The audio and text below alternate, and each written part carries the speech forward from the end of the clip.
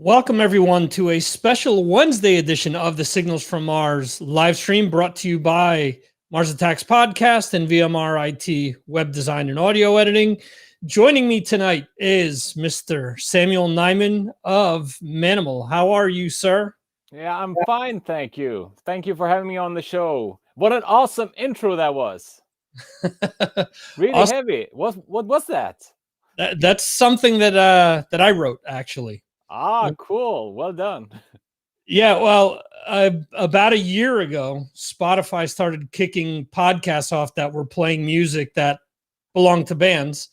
So I said, all right, no one's going to kick me off for my own music. I've got these demos lying around for I don't know how long, so I'll just use that. So that's way to go. I was rocking. I was standing here digging all the way.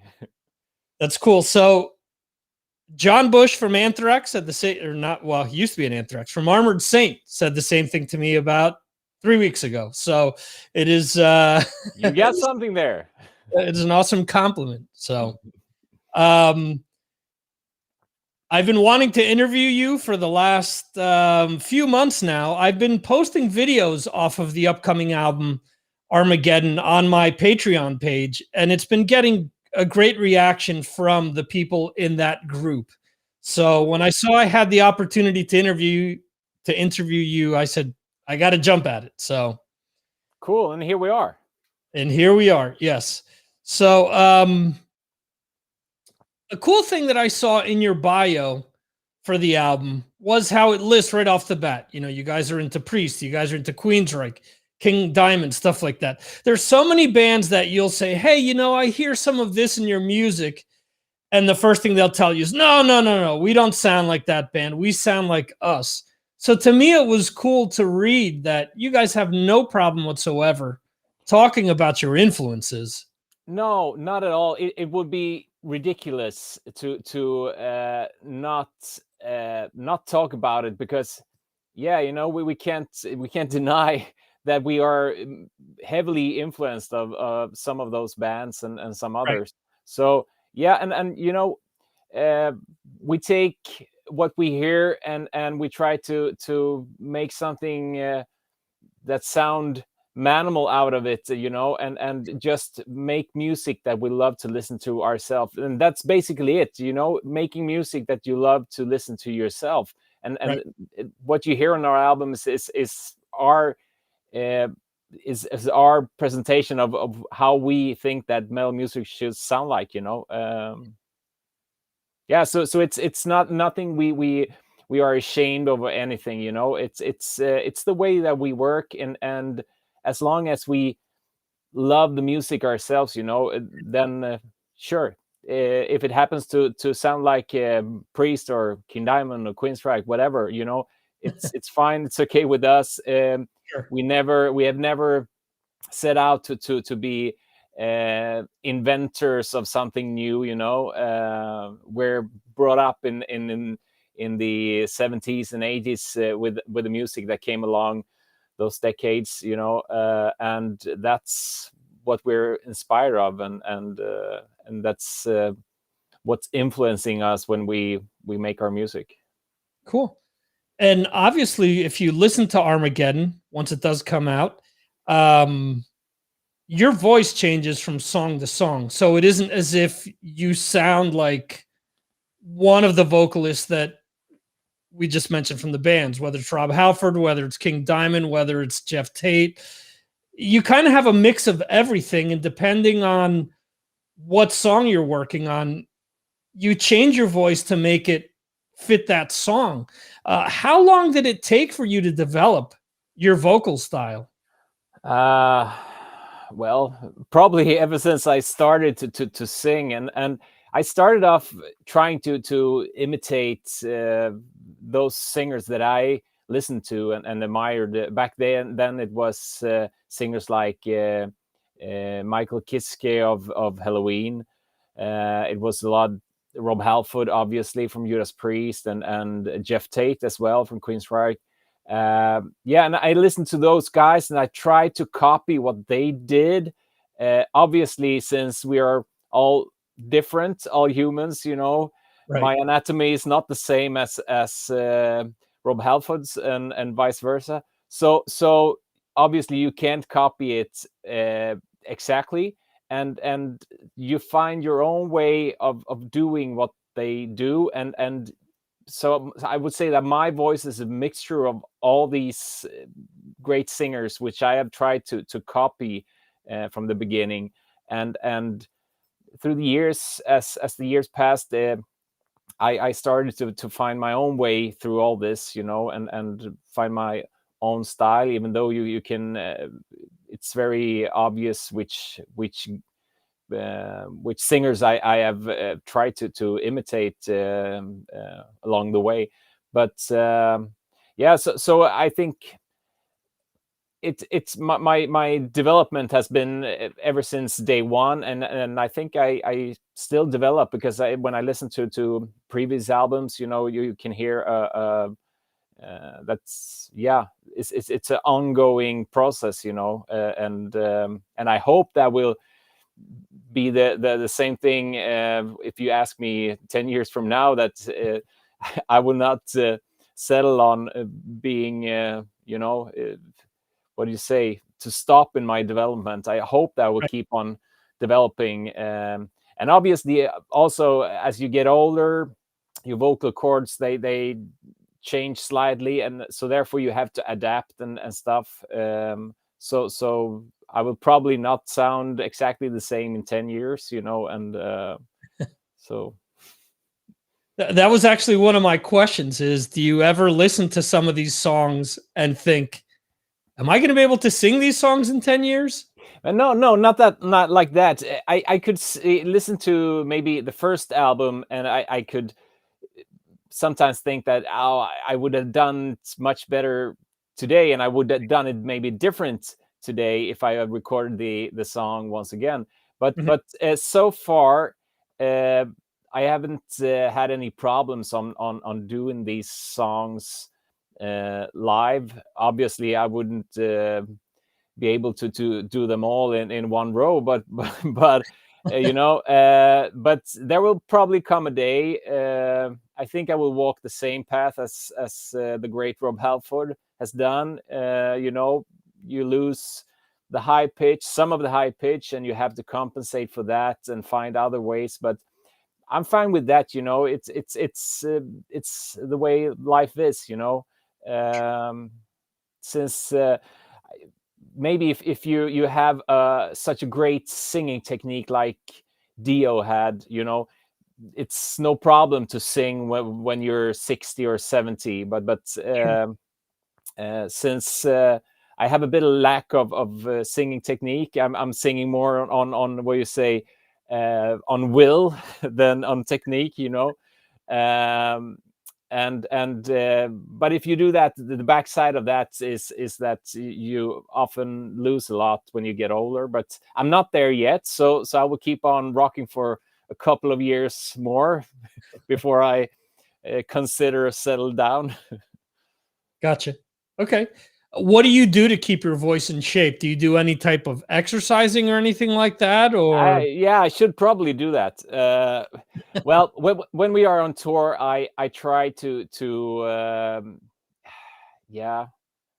I wouldn't say I'm not trying to not use my voice, but I try to drink a lot of water, I would say, because Henning Basse was the former singer of Metallium. We were on tour with Firewind when he was the singer there, and I asked him, because he's also a vocal coach. I asked him if you would give me one tip, what could I do to preserve my voice during a tour? And he said that keep hydrated. That's the number one thing, and that's the reason why your voice isn't that good the day after a party, when you've been drinking a lot, because then you're dehydrated and you need to hydrate again. So I drink a lot of water, and I go to the bathroom a lot, because the water needs to come out also. So but no, vocal practicing and stuff has not it's never been a part of it. Practicing music in general has never been a part of my life. I know that Henrik, our guitarist, he turns 50 next year, and he still plays the guitar at least an hour a day, you know. And in back in the days, he was playing several hours a day. So, but yeah, you know, I'm not like that. I've never found it amusing or relaxing just to practice, and you know. But of course, I sing a lot, you know, like everybody else, in the car, in the shower, you know. Right. And I guess so. I guess that is sort of training and maintaining your voice, and but not special. What do you say? Special training exercises. Thank you. Or stuff like that. But probably it would do me good, but I don't know any, and I never done it before. So yeah. So I guess I'm lucky so far that I have managed to keep my voice in pretty okay shape. When you prepare to sing, do you? I've heard other singers tell me, "Well, I listen to this album and I sing along to it." Are there any specific albums that you sing along to prepare to go on tour or to prepare to go into the studio? No. But I guess I just sing. I listen to and sing along to things that I like. You know, Um it's been during the years. It's been a lot of German power metal, Halloween, Gamma Ray, but yeah, also Priest and I discovered just a couple of years ago. I discovered a Norwegian band called Leprous, playing prog metal music. Awesome band. Sometimes they lose me because they get too proggy, but Mhm. when they are more mainstream, I think they are brilliant. And so it's what I got in my playlist for the day, you know. And often things I like to listen to are things that I can sing along to, you know.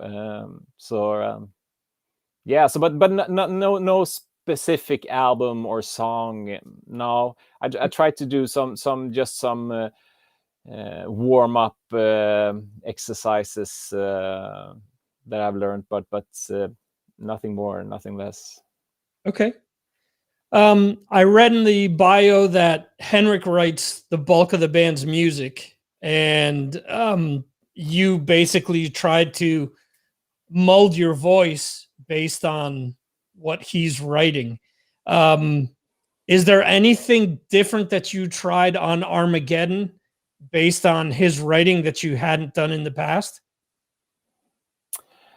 Well, yeah, I experimented more with different ways of singing, since many of the songs are very different from each other, you know, with the mood and the feeling.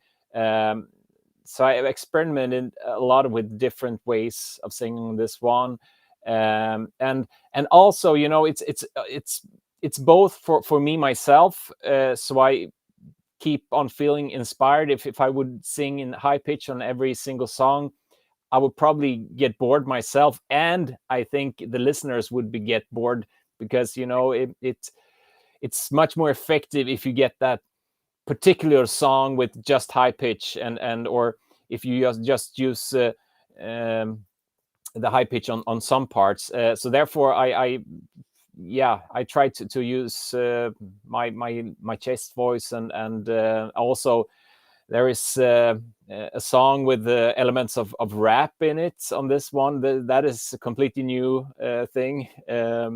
I would when I came up with the idea with the rap part, I never thought that Henrik would buy it, you know, because he's very old school when it comes to metal music. Is not about rap. But I tried it. I thought when I recorded it, I thought it sounded pretty cool, you know, and I presented it to him, and I was prepared for him to say, "No way, this Right. is not going to be recorded on my album." But actually, he liked it and thought, "Yeah, I think it's pretty cool. Let's try it." And also, I tried for the first time. Um, previous albums, our bass player Kenny, he has been doing some growls on some parts of the songs. I tried to join him on this album, so I think almost each growl part you hear is Kenny and me together. But I will not do it live because I don't have the technique for it, because afterwards my voice is completely wrecked, you know. But it was funny to do it. You can do it in a studio and on an album, and it was cool to mix our voices together, you know. But I have to learn how to do it properly before I can do it, because I would damage my voice for life if I'm so yeah. I think I lost your question along the way here. No, that's actually perfect. I asked if there was anything that when you listened to what Henrik had written, it pushed you to go in a certain way with your vocals. Yeah, definitely. Yeah, it all depends on the song, you know. And sometimes Henrik has his own ideas how he wants me to sing it. But often I get free hands to do whatever I feel like, you know, within the frames of harmonies that he might have been written and stuff. But yeah, so it you know, you listen to the riff and the song and maybe a guideline for the harmonies, and I try different moods and feelings and ways of singing it. So yeah, it all depends on the song. Yeah. Okay. And you just mentioned the growls and the rap part that you did on the album. Did you go into the album thinking, you know, I want to try this to see if it'll work? Is there anything that you wanted to try on Armageddon that you hadn't done in the past? For example, like those two things that you mentioned? No, not exactly. It was more like on the song that we used the rap part. I think it's Path the Unknown. I think the song, and it was, we were missing a part in the song. We yeah. So and I was sitting in my home studio thinking, hey, what could we do here to fill this part, because we needed something to have a break from the rest of the song, you know, something completely different. And I don't know how I came up with it. I guess it was while listening to, I was looping the rhythm and the riff, you know, and yeah, it just came to me, and I thought, hey, why don't we try some rap? And my idea, what I heard in my head was more rap, like, you know, Rage Against the Machine, Right. Raised Fist, you know, more desperate rap, more than modern hip hop, you know. It Right. was more like that, what I had in my head when I got the idea. So but there was no idea we had from the very beginning. We have ideas of that we want to make a fast song now, or we want to make a heavy song, or, you know, ideas like that. But particular parts of the songs, we often don't have those ideas before we start writing the actual songs. It depends on what the song needs, you know. If it needs something something heavy or up tempo or whatever, you know. So it just came to me, and the same goes for the chorus for Chains of Fury. Um, I don't know if you listen very closely, you can hear there is a humming choir, and that came to me. I felt like the chorus was great, but it was missing something, you know, that little something. And I don't know how I came up with it, but I tested out some different things, and suddenly, yeah, I did this silly humming choir, which I thought, when I doubled my voice several times, I thought it sounded a bit like, um, what should I say? Uh, like from an old movie with prisoners building the railroad, with the singing. And yeah, Yeah. for those people who haven't heard the song and don't know it, it goes like this: hum hum, and it goes like that over and over again. And it's very effectful because it only comes in during the chorus, and it lifts the chorus, and it gives a certain feeling to the chorus, which it does the whole thing. Like Henrik said that when I presented to him, and I said that, yeah, this was the missing part for the chorus. Yeah. So but that was no idea from the beginning either. It's just, we needed something to have the chorus, to lift the chorus.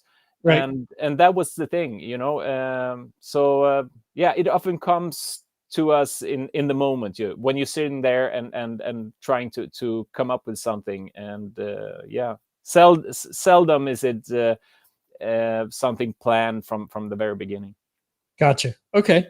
And the pandemic for a lot of bands seems like it's been a time where bands have written some of their best material because they've had time to sit down and write great material, and at the same time, sonically record the band at their best. Do you feel that Manimal was able to do the same thing during the pandemic because you didn't have to go out and tour and you didn't have to go out and do certain things, and were able to focus a little bit more on the music?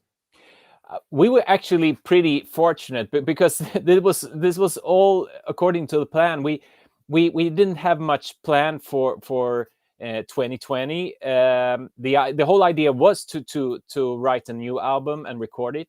So yeah, sure, we had two festival shows which we had to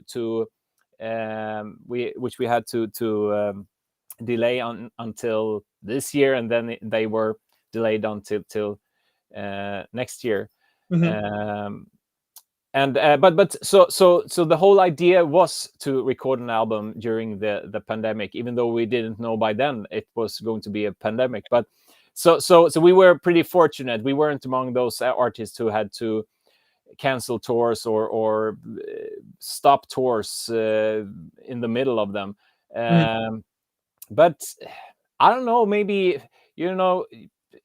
maybe it was since I think this is our best album to date. I really do think so. But if that depends on the pandemic and the whole situation, I don't know. But maybe, I don't know. But yeah, perhaps. Okay.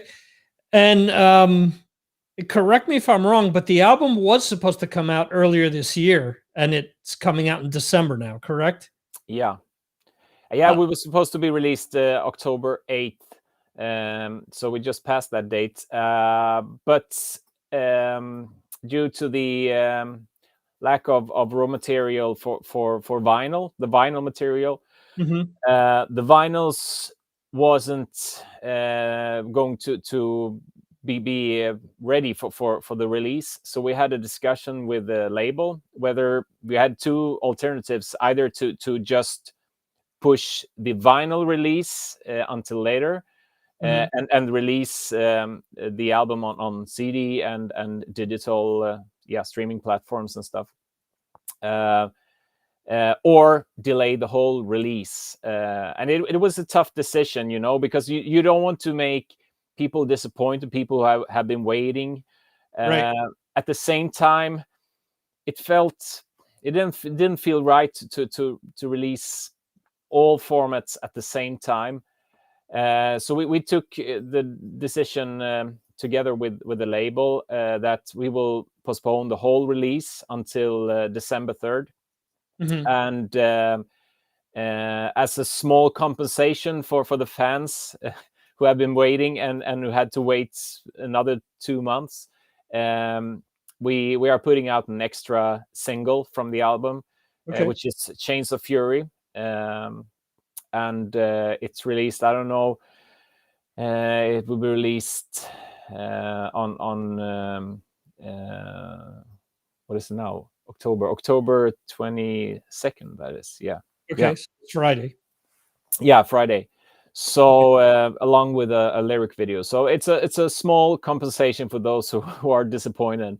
But yeah, I don't know. We thought we took the right decision there, right or wrong. I don't know. I know that some labels and some artists, they are doing it different, only pushing the vinyls forward, and all this happened even though our label was completely they knew that there was a problem with the delivery dates and delivery times for vinyl, and so they kept saying to us that we need to keep the deadlines for when we have to deliver the master, because we need to order the vinyls right away. And I think they order it maybe in May or something, April, Right. May, you know. So and even though they order it so many months ago, you know, it still wasn't able.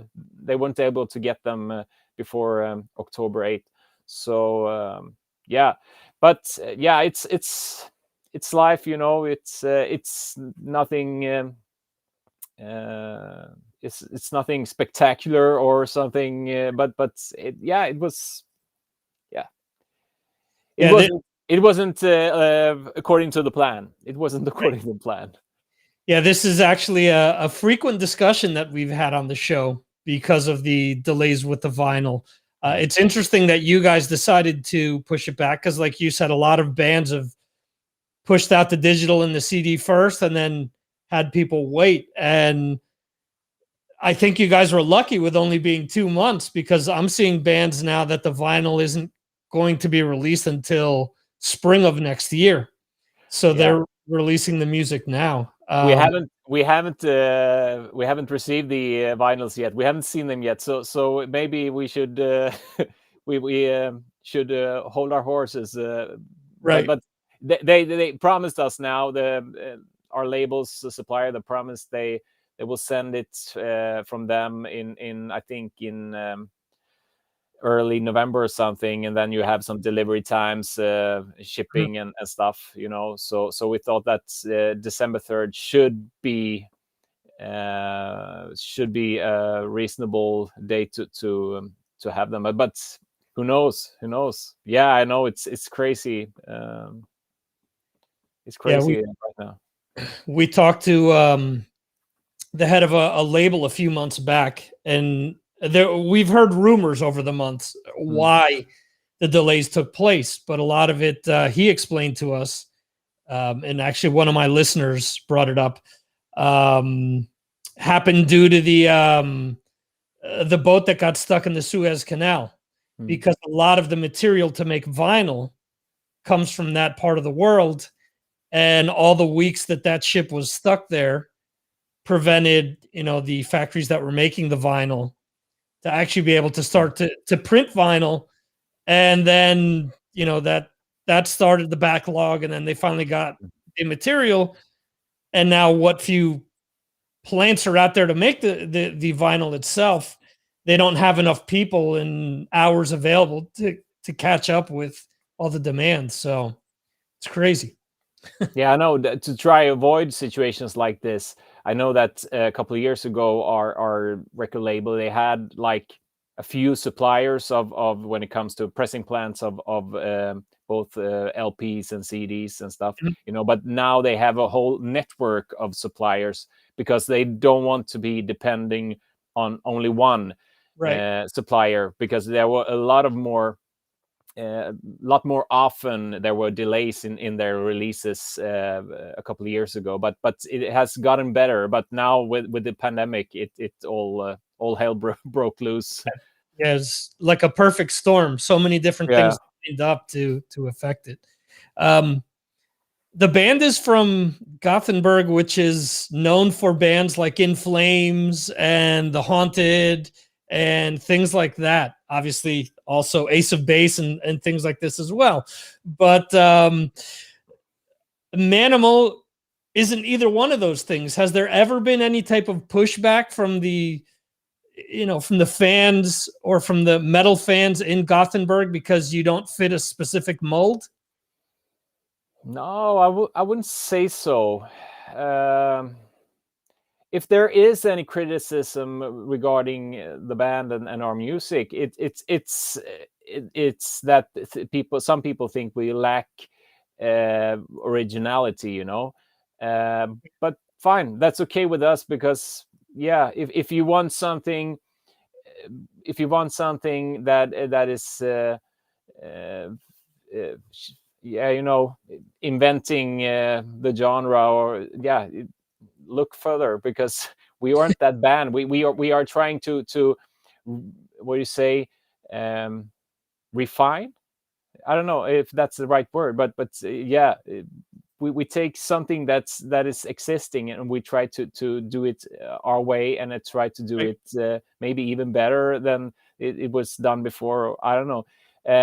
So no, but it's, I think it's the scene in Gothenburg. I think it's people are very supportive and helping each other out. You know, we a lot of people know each other, Mhm. and been playing the same bands, had been having rehearsal studios in the same area, you know, and going to the same schools and classes and stuff.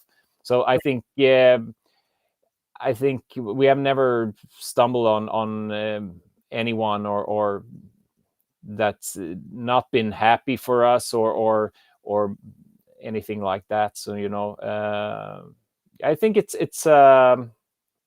still very um, yeah, it's still very big scene in Gothenburg. The Gothenburg metal scene is there's still a lot of great new bands coming up all the time. You know, yeah. Okay. Yeah, that's kind of silly though to say that, you guys aren't original, because let's look at metal and hard rock music. When was the last time that something completely original came out? After the Beatles and Rolling Stones, there was and Led Zeppelin, maybe there was nothing left to do without copying something. You know. Right, right. And I mean, at the end of the day, if music entertains you, if it catches you, if it makes you sing, if it gets stuck in your head, I think you've accomplished the job you're trying to do. Exactly, but exactly that's how we see it. You know, just like you said. Yeah, awesome. I have two questions from a fan that had submitted them. He wasn't sure if he was going to make it. So you actually talked about some festival dates being canceled. He mentioned that a tour was recently canceled, and if there was any information about the tour being rescheduled.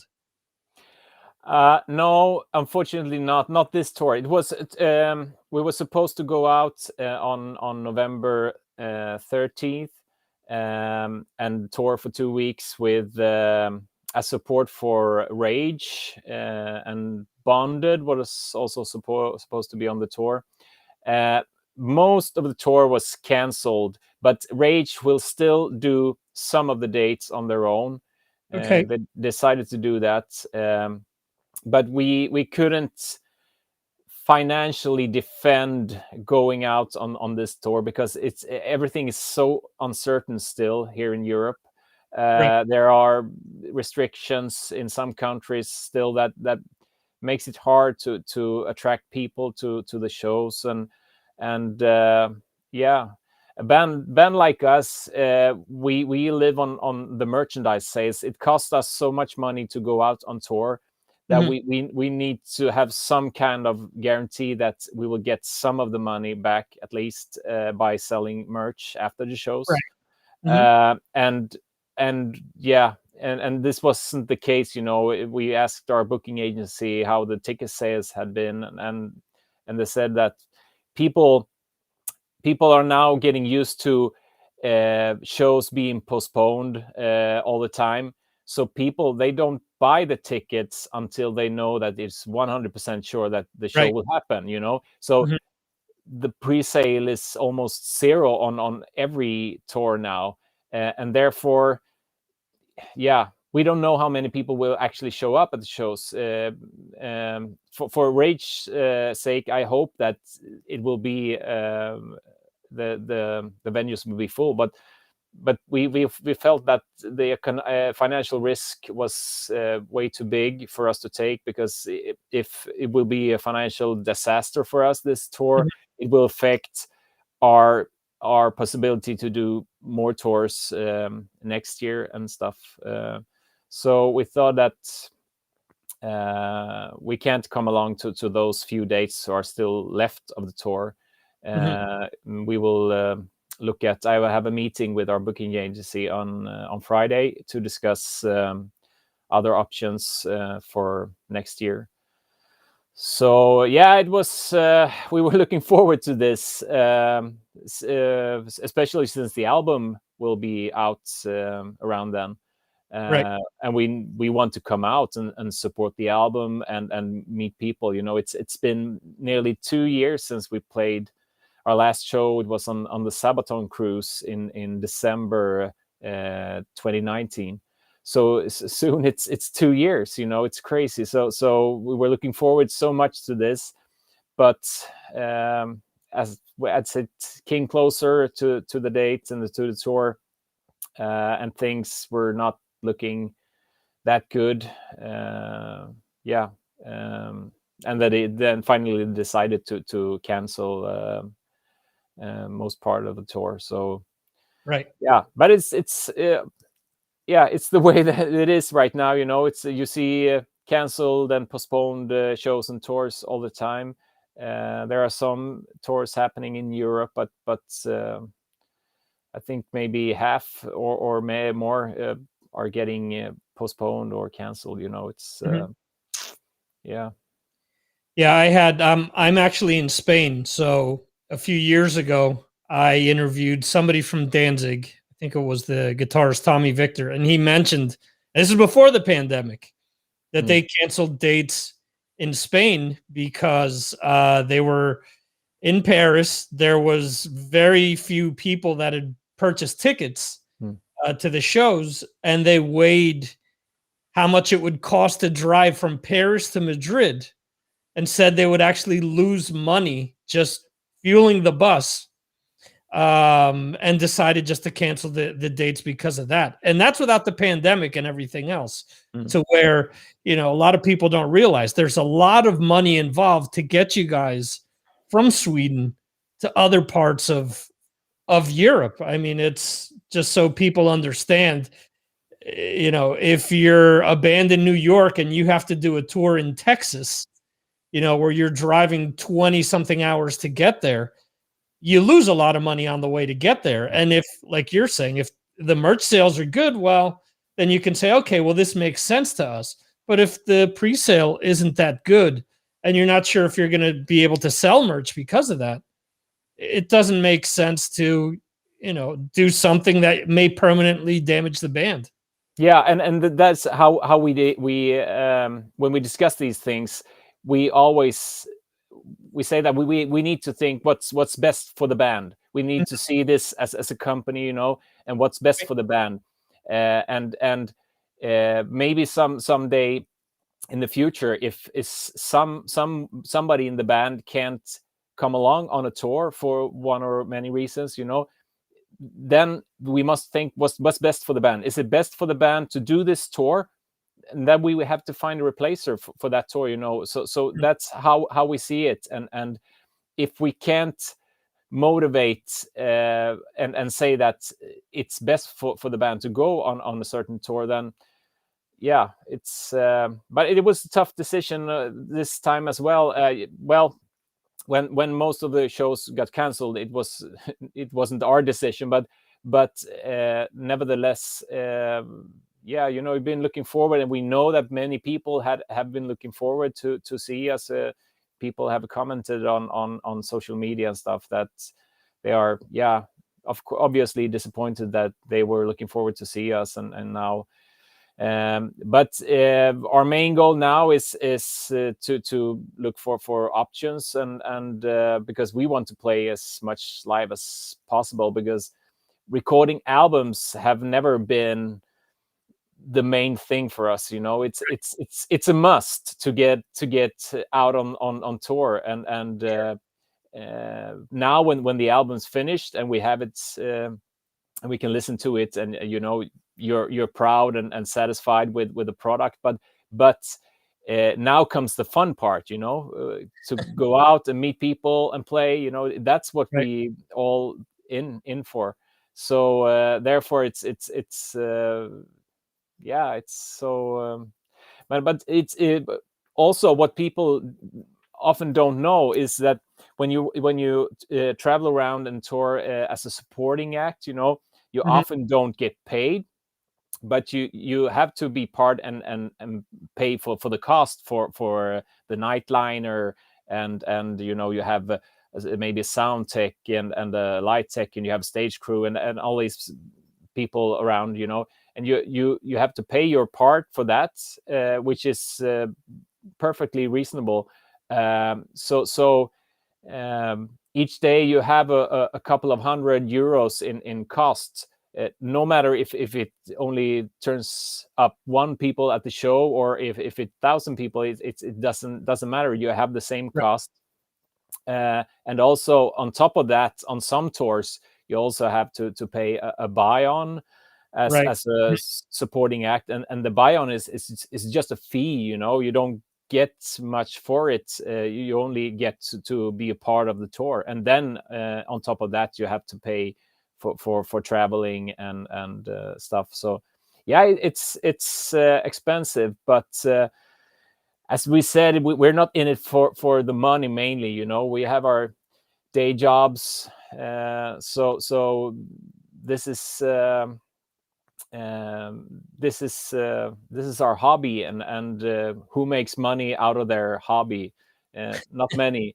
But it must be some kind of it must be reasonable. We Mhm. can't have a cost of maybe yeah, €6,000, $6,000, and have no merch sales and stuff, no money back, because it will drain our economy in the band. But yeah, it's and it's even worse when you go to like USA, and because then you have a cost for the visas. I don't know how it will be now in the UK after Brexit, but I guess it will be some additional costs to go there in the future. Right. But yeah, but as long as it makes sense, some kind of sense, we don't.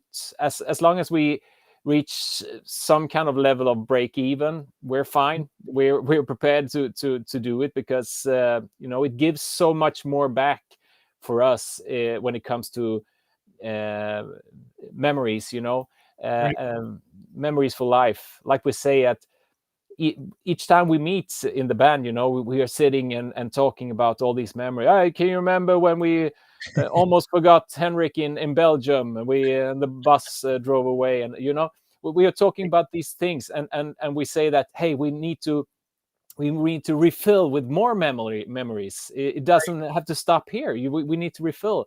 So I would say that that's what we're in it for, to play music and to fill this bank of memories with more great memories. So as long as the financial part, yeah, as long as it works and it doesn't drain our purse, then we're in for it. Cool. You brought up the UK. One of my listeners, Jeremy Weltman, is in Manchester in the UK. He asked if there were any chances of you guys playing any festivals in the UK next year.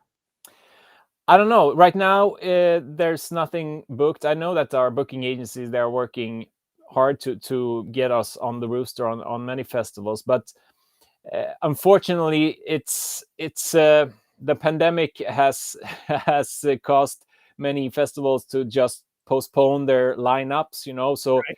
the lineups which were supposed to be 2020 were postponed to this year, and Mhm. some of them have postponed them to next year. So many of the festivals, the lineups are already filled.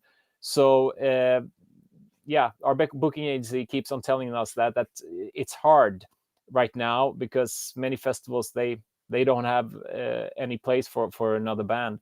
So so I don't know. I hope we get to play at the festival or do a tour in UK, because it was a great experience when we were there. The first and only time we've been there was with our tour we did with Firewind, and Okay. we had no expectations at all, because we had never been there, so we didn't know how the audience was and how many people who come out in the middle of a week to see a metal show. But it was great. It was a great experience, I would say. We were overwhelmed, and the feedback from the audience was great. So I surely hope that we get to play there soon again. If not on a festival, then maybe on a tour, some couple of shows. Yeah. Cool. Okay. And once the album does come out, once Armageddon comes out in December, where should people go to purchase the album? I know that a lot of people or a lot of bands are pushing their fans to go to like Bandcamp or things like that because it makes them the most amount of money. Is there any preferred spot that you want people to go to purchase the album so that it does help you guys out the most, or does it not matter? Yeah, to help us the most, of course, if you buy it from if you buy it online on Amazon or EMP or whatever, it gets registered, and we have the chance to come into the charts. But financially, it makes most sense for us if people go to our official web shop. Okay. It can be found at manimal.se. We have our own shop there with merchandise, and you can pre-order the album there. And what we can offer, which nobody else can, is that we can offer you to have it signed by us. Right. And you are buying directly from us there. So if you want to support us, that's the way to go. But just by buying the album anywhere, support us in a way, So we are obviously very humble and thankful for each and every sold copy of the album, no matter where you buy it, But if you want to buy it directly from us, or even want to have it signed, or want to buy a T-shirt, you can buy it directly from us at manimal.se. So you mean you guys aren't offering all the shipping headaches that someone like EMP offers? Well, I have had some good experience with just shipping it with regular post. Mm-hmm. The backside of it is that it's not traceable, but Right. the good side of it is that it's I have never till this day experienced that it gets stuck in customs. Okay. Yeah, because I think it looks more or less like a package sent to an aunt or something. It looks like a gift when we send it. We don't put on any logos on the outside or any packing lists or anything. It looks more or less like a gift, and I think that is the reason why it doesn't get stuck in customs. So maybe we are more fortunate when it comes to shipping around the world. I don't know, because until this day we have no package has gone missing, and people have received it within reasonable time. But let's see. We have a lot of pre-orders now for the album and on T-shirts and stuff, which we will ship in the end of November, and hopefully people will have it until December 3rd. Okay. Yeah. Yeah, I bring this up because I ordered a vinyl earlier this year, and instead of receiving the vinyl from EMP, I received a pair of women's shorts. Oh, did they fit? They were like a size 8 or something, and unfortunately, my waist is probably like 5 times bigger. Okay. So that had- wasn't an option, but You had no use for them. no. And it was funny because I got, what do you mean? What's wrong with the order? I said, well, I ordered this vinyl and I got women's shorts instead. Kind of, I wouldn't swap one for the other. And the funny thing was, I said, well, can you mail this to that person? And they mailed me the vinyl back. And they said, well, usually they end up keeping the vinyl. I said, oh, so this is a frequent occurrence that, you already know that chances are they're going to keep the vinyl that they didn't order to begin with. Oh, that's interesting. Yeah, our the way we work with our web shop is very much hands-on, no automated procedures or anything. So it's obviously a risk. It hasn't happened until now, but who knows? Maybe we have no women's shorts to send though. But maybe. No, but we have for the hardcore fans, we have put together Ultimate Armageddon fan pack, Okay. which is the vinyl and the CD, a T-shirt, a signed band photo, and a patch. Yeah, I think that is all. Okay. And we found I looked at different, because we asked our label whether they wanted to do some kind of box set or something, but they were not sure about it. They know that we don't sell millions of records, so I think they were a bit scared that it wouldn't sell. So we thought that, hey, hell yeah, we will do it ourselves. But we wanted this cool box with printed logo and stuff on it, so it looked exclusive. But I realized that if you want to do these boxes, they will cost you a fortune if you don't make them in thousands of copies. Mm-hmm. So what we ended up with is a pizza box. Yeah, and we got that tip from Snowy Shaw. Actually, he said that the best and the cheapest way to send a vinyl is in a pizza box. So he does it all the time from his web shop. And we thought that if we can't get an exclusive box, then we will get the most simple box we can get. Mm-hmm. And instead we will do that like this. We will have them numbered. And we will have them signed. Maybe we're talking about maybe a little personal message, unique for each box, and we will probably paint our logo on the top. So it would be nothing fancy, but it would be exclusive for sure. It would be cool. That's awesome. You just mentioned the website. Is that the best place for people to go to keep up with the band? Yeah, I think so, because from there you can click further to Facebook. But yeah, it's easy. On Facebook we are Manimal Official. On Instagram we are Manimal Official, and also on YouTube. So it's easy. If you can remember Manimal.se and Manimal Official, then I think you set. Cool. Samuel, I appreciate your time. It was very fun to talk to you. Armageddon sounds great. I'm not saying that just because I have you on. I listened to the album a few times today and I really enjoyed it.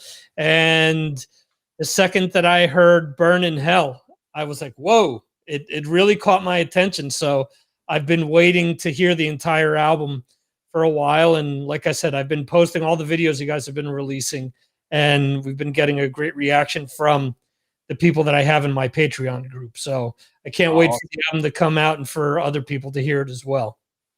I want to thank you for taking your time and giving us the exposure. It's guys like you we need to make people aware of the band and of our music, because we know we believe that there is so much more commercial potential to our music than what the stream and sales numbers are telling. Because if only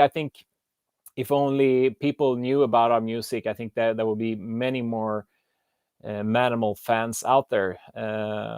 Because I think the potential, we have only scrape the surface of the potential of Manimal in our music. So therefore, guys like you are very important to spread the word, and therefore we thank you for giving us the exposure. Well, I appreciate it. Anytime you want to come back and discuss the band more, or discuss anything music related, you're more than welcome to do so. Anytime. Awesome. Thanks for your time. I know it is late. It's almost midnight for me as well. So again, I will make sure that everyone knows when the album comes out, and hopefully I get to chat with you again in the future. Yeah. Thank you. Good Awesome. night. All right. Thank you, sir. Awesome. That was my interview with Sam Nyman from the band Manimal. I am not blowing smoke up anyone's ass. The album sounds great. I've seen a lot of other podcasters who've gotten a chance to listen to the album say that this is potentially their album of the year. So just remember that. I know that a lot of sites, when December rolls around, don't tend to talk about new albums because they feel that the year is over already. But when this album comes out in December, check it out and check out the videos that are there. If you're not part of my Patreon, go to YouTube and check the songs out, or they are on streaming services already.